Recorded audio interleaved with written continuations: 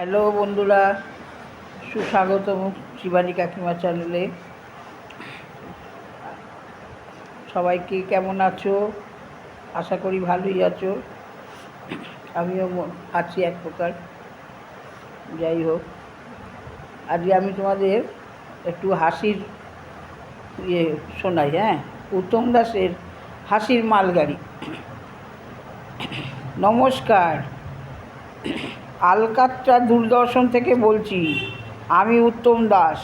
আজকের বিশেষ খবর হলো হাওড়া ব্রিজের নাট বল্টু ঢিলে হয়ে গেছে। খবরে প্রকাশ, কিছু দুষ্টু ছেলে হাওড়া ব্রিজকে খালের পাড়ে নিজস্ব পাড়ায় নিয়ে যাওয়ার চেষ্টায় ছিল। আরও বিশেষ খবর হলো একটা L10 বাসের সাথে বিধাননগর স্টেশনের ধাক্কা লাগায় বিধাননগর স্টেশন দমদম স্টেশনের সাথে সেটে গেছে। ওখানকার কিন্তু ছেলেমেয়েরা মনের আনন্দে স্টেশন দুটোকে আলাদা করার চেষ্টা করছে। ইতিমধ্যে শোনা গেল দমদমের কিছু লোক বিধাননগরে এবং বিধাননগরের কিছু লোক দমদমে দাঁড়িয়ে ভেলপুরি খাচ্ছে। আজকে বেলা 3:46 একটি রামছাগল হারিয়ে গেছে। দেহের রং সাদা কালো, দেখতে ভীষণ ভালো। এর মাতৃভাষা ব্যা ব্যা ব্যা।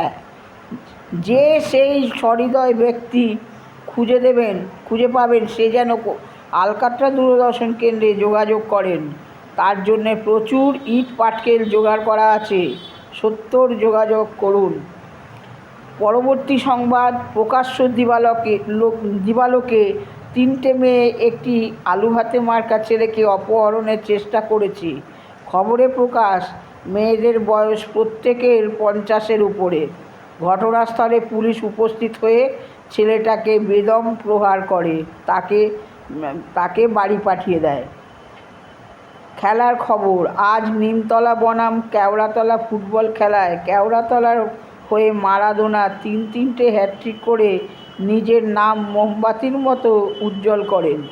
খেলার শেষে তিনি মাঠ পরিত্যাগ করার সময় তার মালাই চাকিটি ভিড়ের মধ্যে হারিয়ে যায়।